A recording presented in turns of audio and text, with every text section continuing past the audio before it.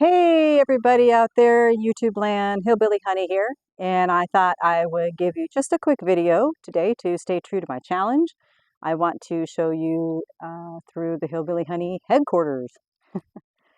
This vintage 1970s Playmore trailer that I did buy, and it was somewhat renovated. I've been painted on the outside, not this color. You saw the thumbnail, the before and after from Drab to Fab. And the inside was redone for the most part. I did have to do some nitty-gritty work that really was probably the most important things that need to be done before you do anything else that these folks should have done, but they didn't. That's okay. The deal was good, and it worked out. It still worked out fine. I had to do the roof. I used Hang's roof coating and an inordinate amount of silicone and Flex Seal. You name it, it's on the roof because it did leak, and I did everything I could to stop every leak in there. There were 3 areas that were leaking, and not good. So far, she seems to be handling the rain that's been coming. I'm making a quick video today because we are in between storms. And I just wanted to get out here on this just beautiful, dreary day. But really, no, we need the rain. It's okay. And give you a quick tour like I said I would. And, well, we might as well get started. So, onward. I would like to welcome you. Oh, I did not turn on any lights. I do have these battery lights in here that work out great. Now, you wouldn't think when you open the door that this is what you're going to see. I think it's a little surprising. Most people who have been over here and seen it, they're very pleasantly surprised when I open the door and we come in. They saw it before it was painted, and well, you didn't really expect much when you came inside, but you can see that it's night and day. However, I believe now that I've done the outside, there's some cohesiveness there, and you kind of it all ties in together, which is good. I just love this trailer. Hey, vintage is how I roll. And I just love old things. I think there's just history there. I wish I knew or maybe I don't wish I knew the stories of what happened to this trailer. That's hard to know. But I do just love vintage. Oh, here comes Bama. Bless her heart. She's about 13 years old, and she's still getting at it. She's a Catahoula leopard dog. Boy, oh boy, she's a challenge, even in this old age. Anyway, I just love old things. I love vintage, and I love breathing new life into old things like this. I did not do the woodwork. You can tell it's just pallet wood. Obviously, the seating area here, you recognize that spot. That's one of my favorite spots in the trailer. I just think it's a really neat nook. And right over here, we have just this huge, enormous, gargantuan bathroom. RV toilet in there, works perfect. But I will say, if you are claustrophobic, this is not the room for you. And I recommend you go find the nearest bush to do your duty. Over here, let me get a little light up on here. Over here is the kitchen nook, which is another space that I love. I think has turned out really great. It's got everything you need right here. And everything is just totally off grid. Everything is powered with with solar power banks. And I found this really neat retro fridge, which I thought was perfect in here. Of course, we're going old school here. If you need to wash your hands, brush your teeth, this works out perfect. I found this bowl, the big bowl, and the little bowls that go along with it at a antique shop here in town, and those are hand painted pottery. It was a great deal. I love them. I think they look great in here. Again, just adding more of the vintage feel, something that's got a story. Over here is one of my favorite spots. Obviously, this is a very comfortable looking place, and that's, who wouldn't love that? And I did put in a new mattress, and I jazzed this area up some. Crank windows.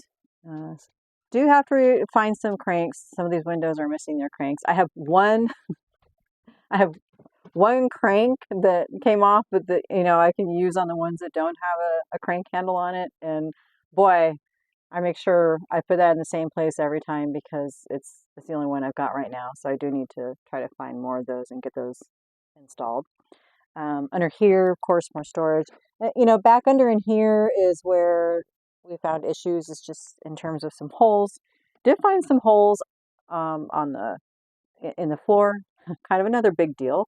Something that needed to be addressed. And when I say, actually, okay, I'm saying we. I don't have a mouse in my pocket. That is my brother, Pinto Bean, who lives on the property on the homestead here as well. And he's a very helpful feller. And he helps me with quite a few things, and you will see him in the videos here and there and hear me talk about him quite a bit. But anyway, Pinto Bean got underneath there, plugged up some holes, much to the disappointment of one of the barn cats, Fuzzy, because he'd like to come up here at night and get up in the hole in the back storage area, in the very back of the trailer there. But no more. And over here is AC unit. I mean, hey, AC and a fan. What more could you ask for? Entertainment center. More storage. These work out great. This little area right here to hang your coat. Of course, got to have the all-important water for the dogs when they come in here to visit, which they do. They love to come in here. A little more storage there. Of course, storage under the seats, which I don't know why I'm pointing that out because I don't even really have anything stored in there, but I guess if I were living in here, I would at least be able to squirrel away some things, which I don't live in here. This is very much a fair weather trailer. This has no insulation, so I think the wood does help to some extent. Even during the summer when it was pretty toasty out, I would actually keep the windows closed in here. You could come in here and it felt pretty good. So it's been pretty, temperature-wise, it's been pretty temperate, which is good. And but for winter, you won't find me out here because I think it's just going to get a little too frigid. So here's the Hillbilly Honey headquarters. Wanted to give you an up close and personal view of this, and also to maybe inspire anybody out there that happens to see a old vintage trailer that's sitting out in a yard somewhere. Maybe you've got one. Don't throw them away. Don't discard them. Strip it down, which is what these folks did. Like I said, there are things that they need to do a better job on. But for the price, even when I've invested in it, despite that, I'm still ahead.